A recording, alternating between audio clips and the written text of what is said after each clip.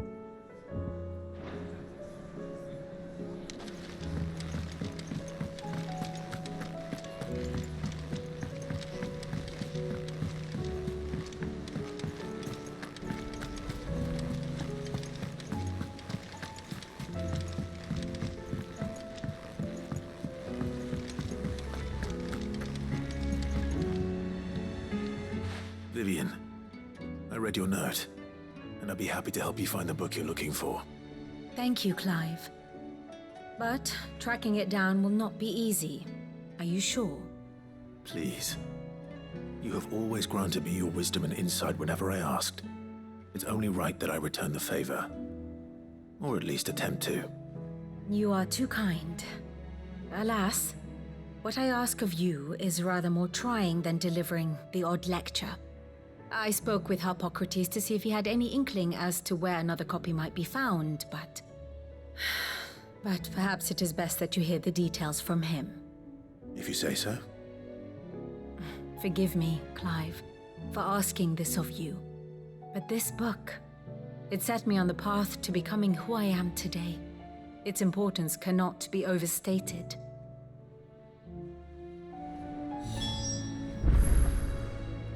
What will it be today?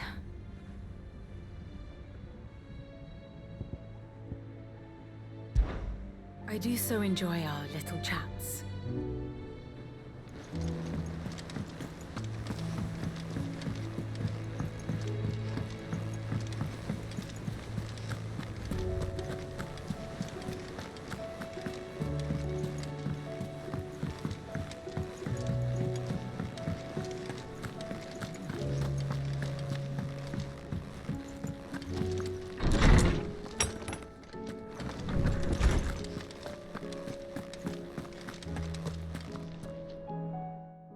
Clive, my boy. What a pleasure it is to see you. Harpocrates. There's something I need to ask you. I've been charged with locating a book called From a Distance. Then you seek a rare gem indeed. One whose name I had not thought to hear from your lips. You've been talking to Vivian. Right as always. But she didn't seem keen to tell me very much. I take it she didn't like what you had to say. And yet I gather it did naught to dissuade her. Clive, if the young professor has tasked you with obtaining a copy, I fear she asks the impossible. The executors would not allow it. The executors? Coveters of Secrets, a clandestine organization committed to the collection and intenebration of forbidden texts and technologies. One such text being the tome Vivian seeks, chronicling as it does the true history of the enslavement of bearers. A tale which could overturn the established order were it ever to become widely known.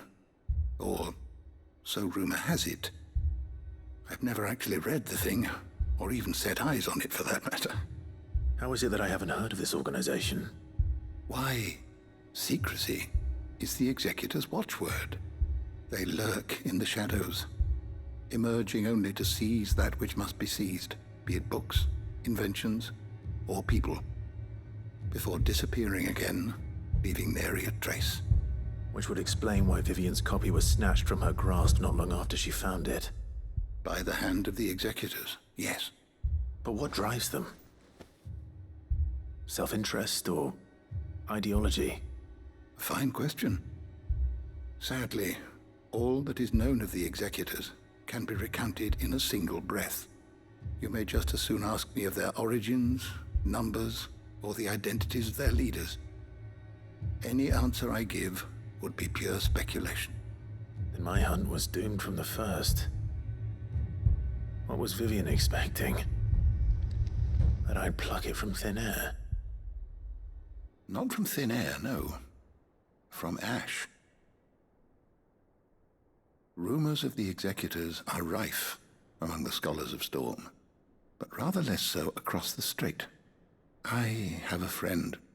Well, I had a friend in the village of Garnick, a collector of rare tomes, upon which subject we would oft correspond. Alas, I have heard naught from him since the skies fell dark. And no doubt he too has turned. But though he did not mention it by name, it is possible that a surviving copy of From a Distance yet rests upon one of his many shelves, quietly awaiting discovery. If you were, by some chance, able to save even a single book from the poor man's library, I know his soul would rest easier. Very well. When I next find myself in Waloed, I'll be sure to pay Garnick a visit.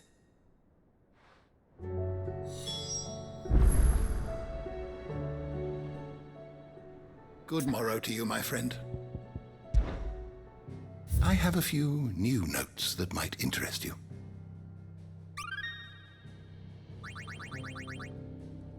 If you have a question for me, I should be happy to answer it.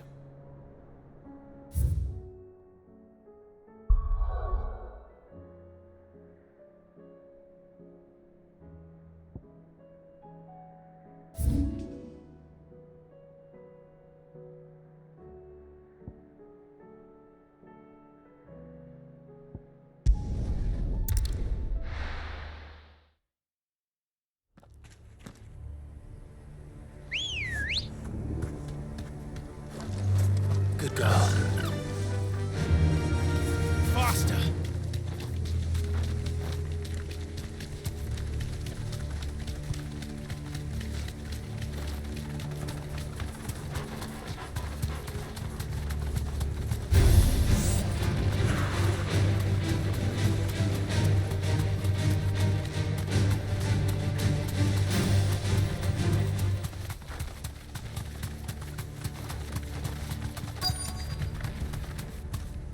You deserve a rest. The entire village looks abandoned. Now, which house would a bookworm live in?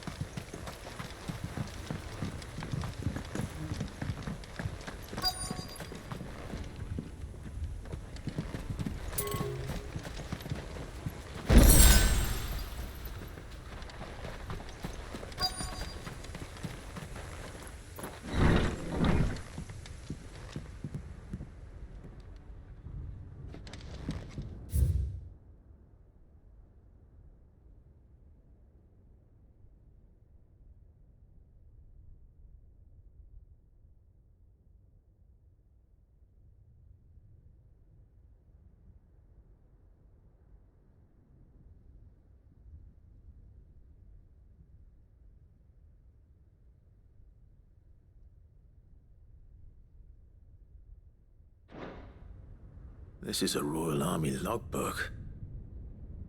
Did he take this from the local barracks?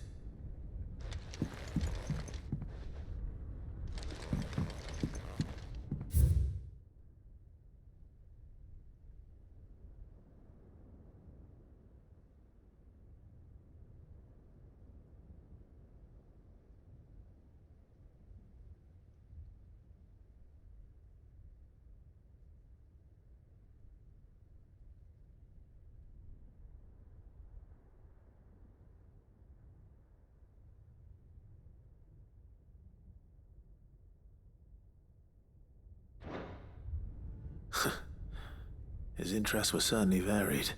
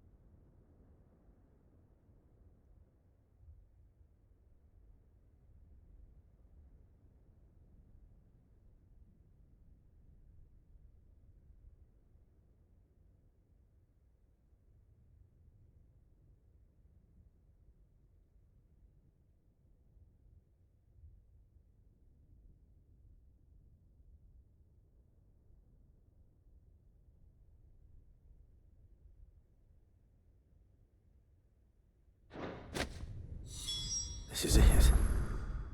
But if what it says is true, I need to get this back to the hideaway.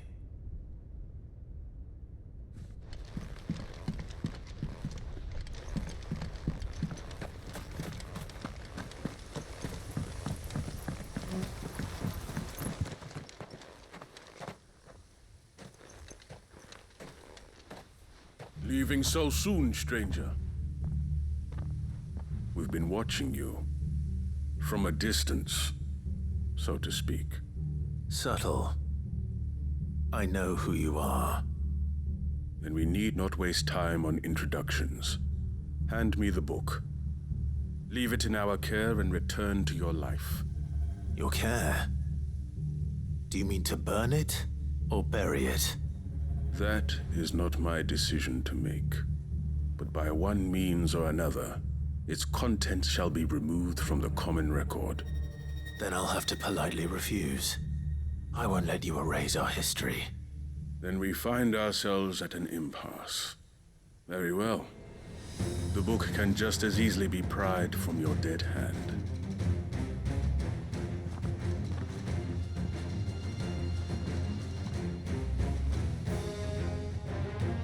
Let's see, shall we?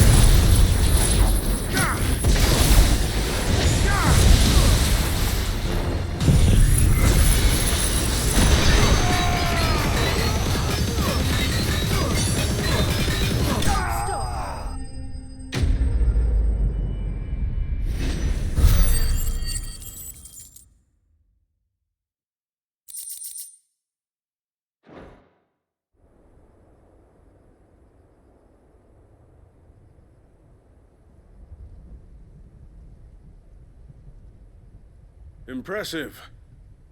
But we have other means.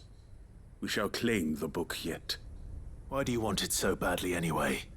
It lays out in no uncertain terms the vanity and avarice of mankind.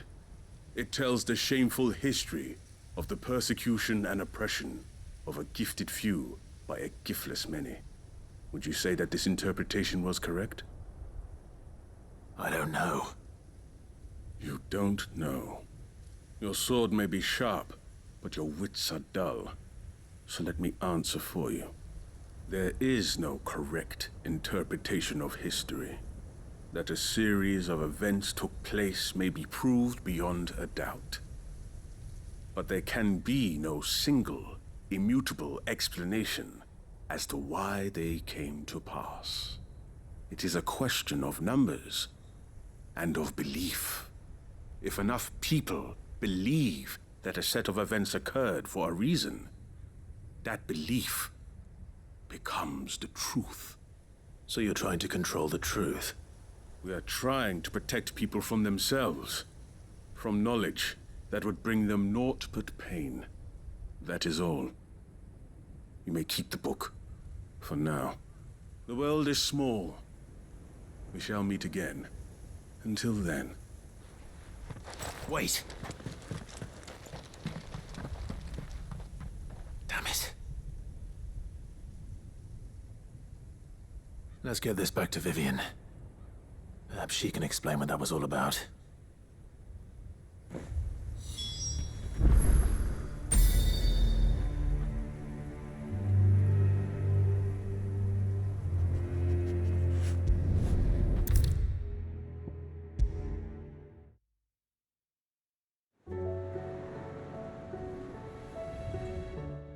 Vivian. I found it. The book you lost.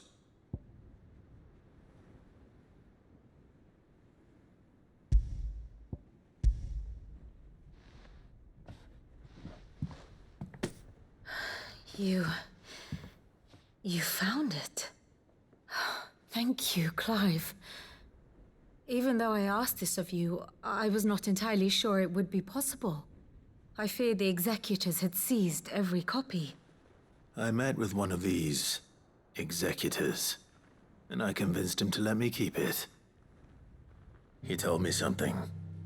That the truth is just a matter of collective belief.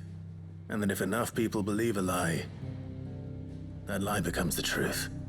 It does. But it also means that the truth is not immutable. That it can be changed. Provided that those who wish to change it can convince enough people that their perspective is the correct one. As the sad history of the bearers proves. You said that the book inspired you to become a scholar. It did. Or its author, rather. She was a heretic, you see. A firebrand and a dissenter. A gallows stood ready for her in every corner of the realm. And by shunning society, or perhaps being shunned by it, she stumbled upon a truth so potent that an entire realm trembled at the prospect of its utterance. I, too, have always felt somehow set apart from the world of men. A stranger to my own species. She taught me that my solitude was not a curse, but a gift. And that, though my journey to the truth might be a lonely one, what I found at my destination would be more than worth the cost. Do you still feel that way? That you're not one of us? Honestly, I'm not entirely sure anymore. Since coming to the hideaway, I find my thinking somewhat clouded. Perhaps the result of studying mankind from a rather closer perspective than I had intended. But the more I study, the more I find value in this perspective. In looking not from the outside, but from within. So if you'll permit me, I'd like to continue my work here. Remember, Clive, when enough people believe, belief begets truth. Give the men and women of this benighted world the gift of truth. Make them believe in you. As I do. I'll try, Vivian.